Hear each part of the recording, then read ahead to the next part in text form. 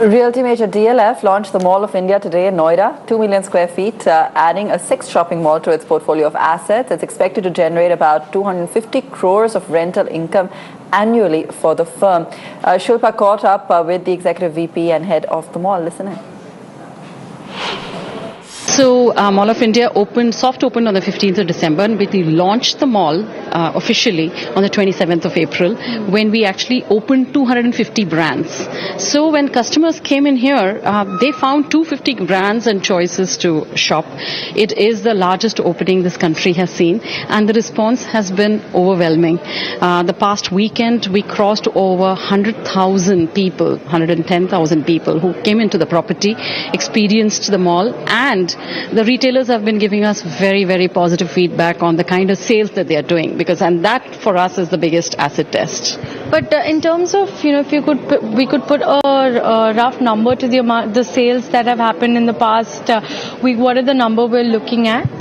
See, I can only say this, that the kind of anchor openings that we've been having and the kind of F&B sales that we've been having, if say they're already there in a stable mall, which is operational for 5 years or 6 years, F&B operators already operating in Cyber City, our own cyber hub, they are saying either the sales have matched or it's 80% of that space, which is very good, which is very promising.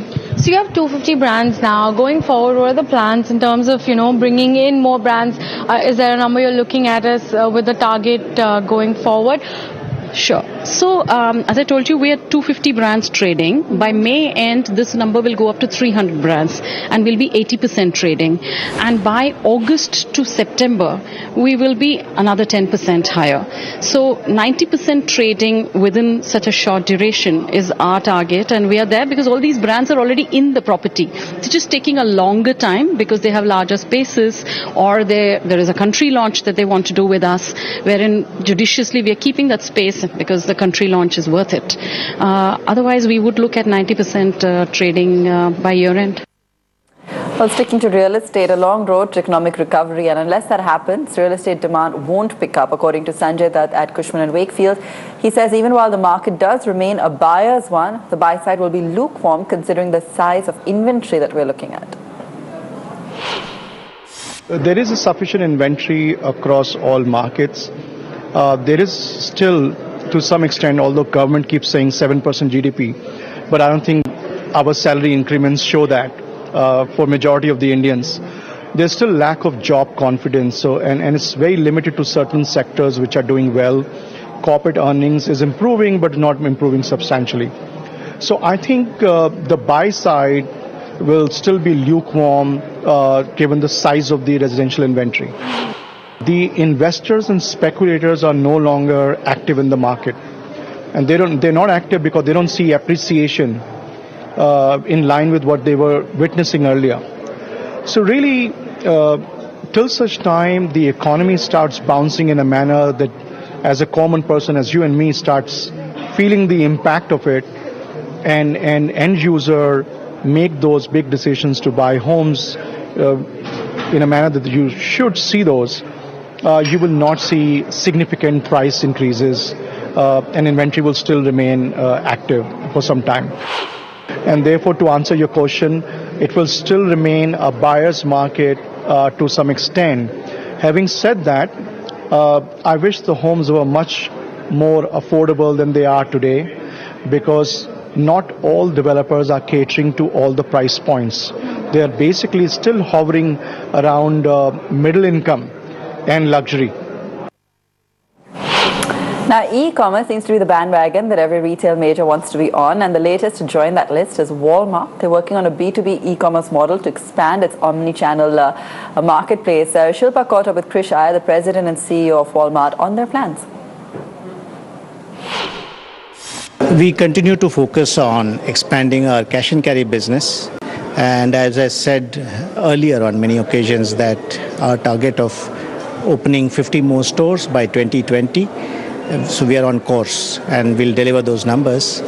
We've also been working on the B2B e-commerce, which we have launched in all our stores, and we continue to strengthen our operations as far as B2B e-commerce is concerned. More importantly, we have been doing a lot of activities and initiatives in the area of women's economic empowerment. For instance, we recently launched a women entrepreneurship development program, and which was very successful. So we have 32 women entrepreneurs with whom we are working in terms of providing them business skills as well as life skills. It's a 9-month program, and they will graduate in January 2017. That's very exciting for us. We also engage in the direct farm program in the state of Andhra Pradesh. And so we continue to do many things other than just focusing on our cash and carry business.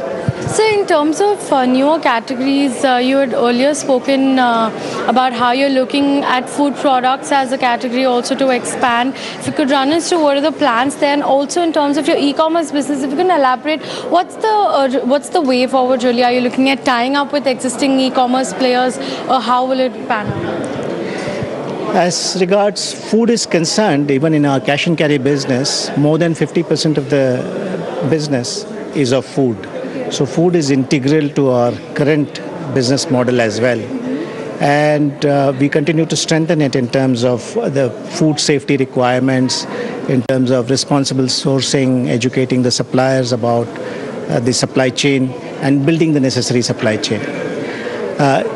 As far as e-commerce is concerned, it's purely currently a tool for providing that omni-channel experience to our customers. And we continue to invest in that space as well. That's all from us on the show. Up next, Market Guru.